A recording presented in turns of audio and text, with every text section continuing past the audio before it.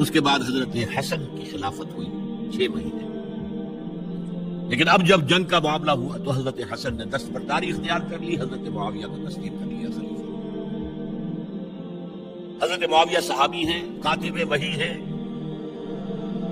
حضور کے برادر نسبتی ہیں، صالح ہیں، ام حبیبہ بہن ہے ان کی جو حضور کی زوجہ محترمہ ہے، ان کا مقام بہت بلند ہے، لیکن ہم انہیں خلفائے راشدین میں شامل نہیں کرتے، اس لیے کہ ان کا جو خلافت کو اختیار کرنا یا حکومت اختیار کرنا یہ قبائلی عصبیت کی بنیاد پر تھا، باہمی مشورے کی بنیاد پر تھا۔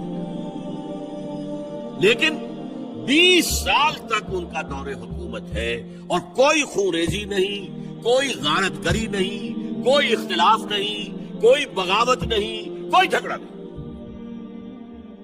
مدبر اس درجے کے تھے۔ اب آئیے آخری سٹیج آئی، حضرت معاویہ کو مشورہ دیا گیا۔ مغیرہ ابن شعبہ ایک بزرگ صحابی تھے کہ دیکھیے جناب امیر، مسلمانوں میں اختلاف ہوا، 4.5 سال 5 سال خانہ جنگی رہی، اب اگر پھر معاملہ آپ کے انتقال کے بعد ایسے ہی چھوٹ گیا تو اختلافات ہوں گے، جھگڑے ہوں گے، مختلف دعوے دار سامنے آئیں گے، جنگیں ہوں گی، پھر دوبارہ جو ہے فساد ہوگا۔ آپ کسی کو نامزد کر دیں، اور پھر مشورہ دیا اپنے بیٹے یزید کو نامزد کر دیں۔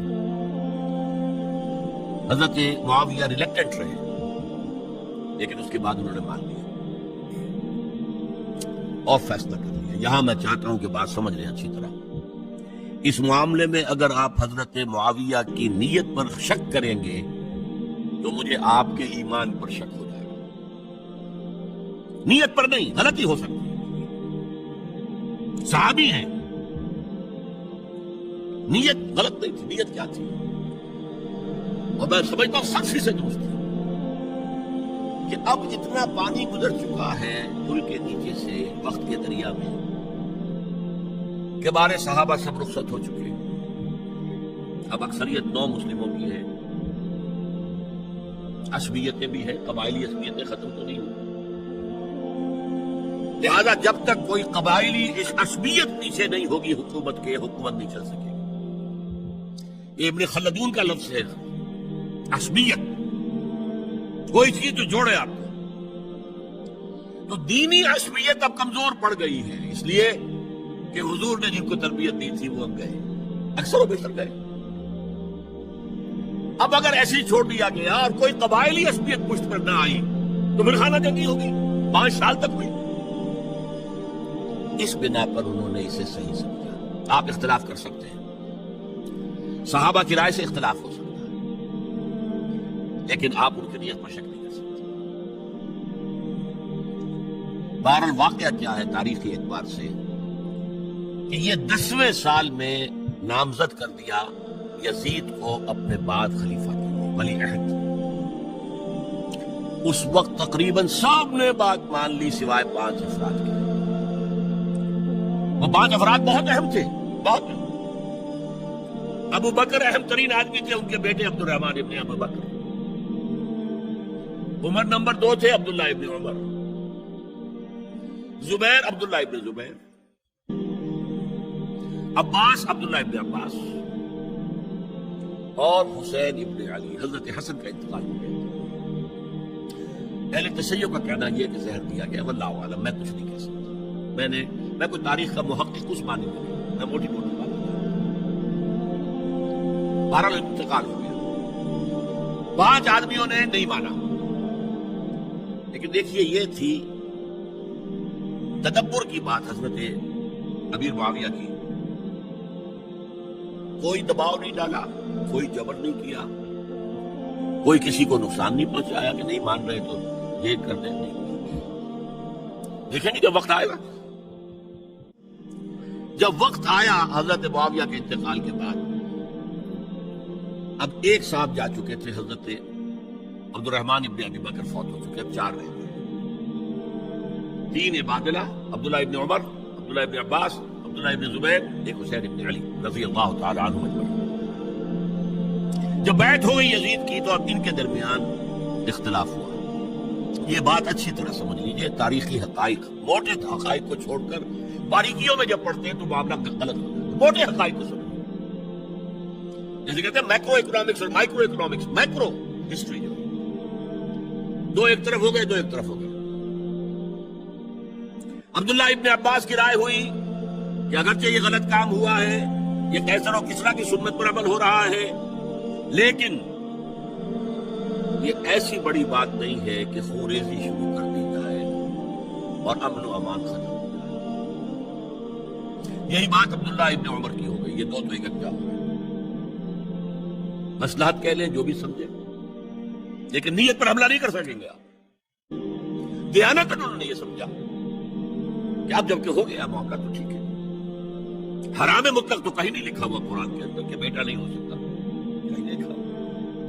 بارہ ان دو کی رائے یہ ہوئی کہ اگرچہ کام غلط ہے، لیکن اتنا غلط نہیں ہے کہ اس کو چیلنج کیا جائے اور اس سے جو ہے خانہ جنگی شروع ہو جائے اور فساد شروع ہو جائے۔ دو کی رائے یہ ہوئی کہ نہیں، we have to challenge it, come what میں۔ عبداللہ ابن زبیر، حسین ابن علی رضی اللہ تعالی عنہم، تو یہ دو علیحدہ، ان دو میں اب اختلاف ہوا۔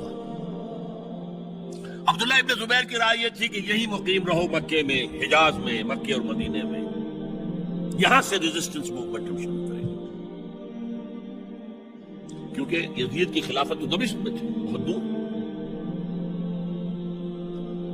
حضرت حسین کو خطوط آ رہے تھے کوفے سے، کوفہ حضرت علی کا صدر مقام رہا تھا، اور جن سبائیوں نے فتنہ پیدا کیا تھا حضرت عثمان کے خلاف، وہ بھی وہیں آباد تھے۔ انہوں نے خطوط کا تاکہ باندھ دیا، آپ آئیے، ہم آپ سے بیعت کریں گے اور کھڑے ہوں گے اور مقابلہ کریں گے اور اس یزید کی حکومت ختم کریں گے۔ ڈاک کے تھیلے بھرے ہوئے۔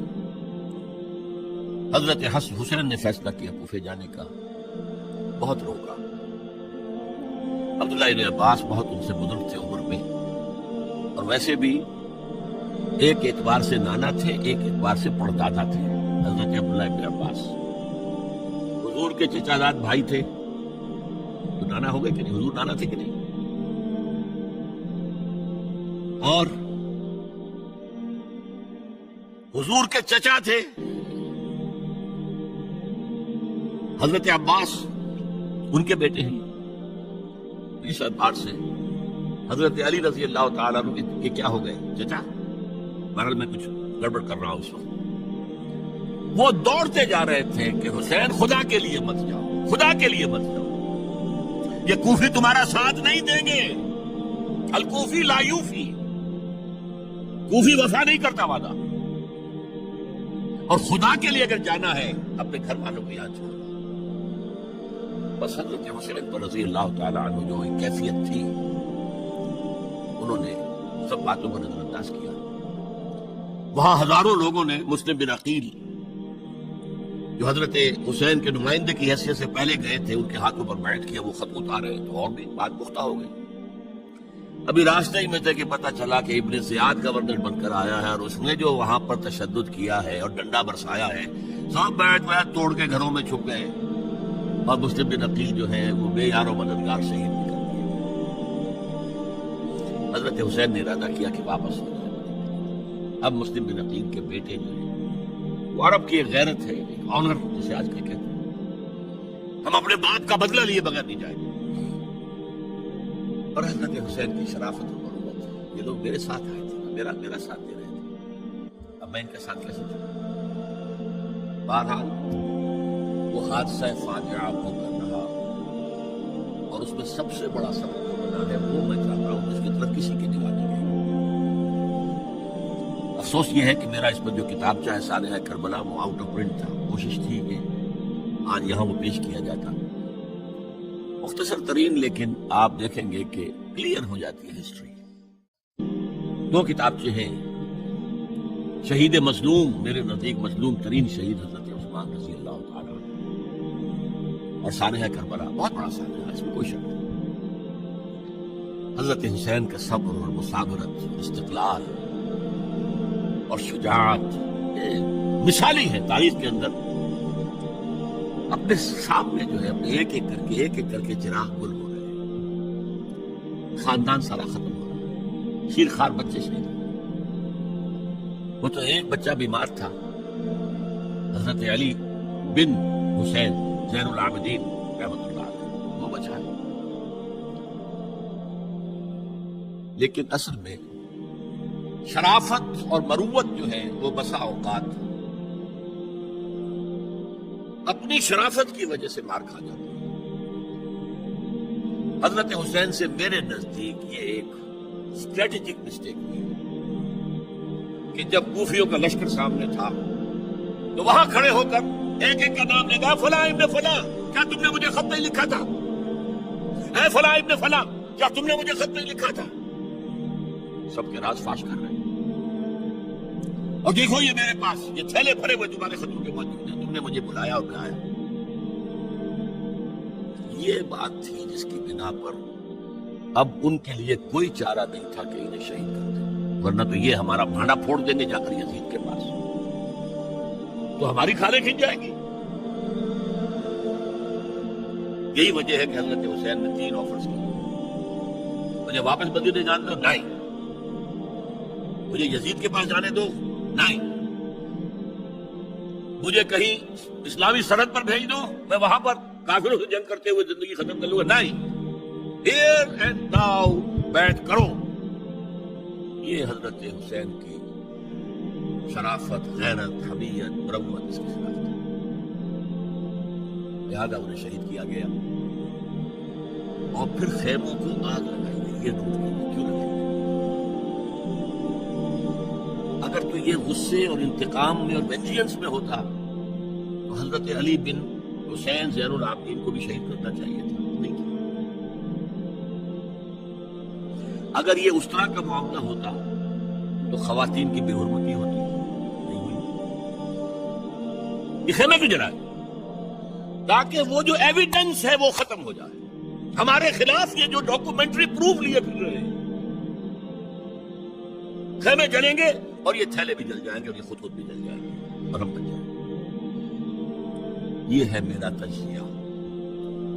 بہرحال اس میں کوئی شک نہیں کہ تاریخ انسانی کے عظیم حوادث میں سے ہے، اور میرے نزدیک حضرت حسین رضی اللہ تعالیٰ عنہ کا اختلاف کر سکتا ہے، جو چاہے کرے، حضرت حسین سے اختلاف کرے اور اتفاق کرے حضرت عبداللہ ابن عمر، عبداللہ ابن عباس کے ساتھ، تب بھی ٹھیک ہے۔ اور اگر حضرت عبداللہ ابن عباس اور عبداللہ ابن عمر سے اتفاق کرے اور حضرت حسین ان سے اختلاف کرے، تب بھی شک ہے۔ معصوم کوئی نہیں، ہمارے نزدیک معصومیت خاصہ نبوت ہے، نبوت ختم ہوئی حضور پر، معصومیت ختم، غلطی ہر ایک سے ہو سکتی ہے اور آپ رائے رکھ سکتے ہیں، لیکن کسی صحابی کی نیت پر حملہ نہیں کریں گے۔ صحابی کی نیت پر حملے کا مطلب کیا ہے کہ محمد صلی اللہ علیہ وسلم تزکیہ نفس نہیں کر پائے، یہ ریفلیکٹ کرے گی حضور کی اس پوری کی پوری جد و جہد پر کہ شخصیت سازی نہیں کر پائے محمد صلی اللہ علیہ وسلم، معاذ اللہ، صبح معاذ اللہ، صبح معاذ اللہ۔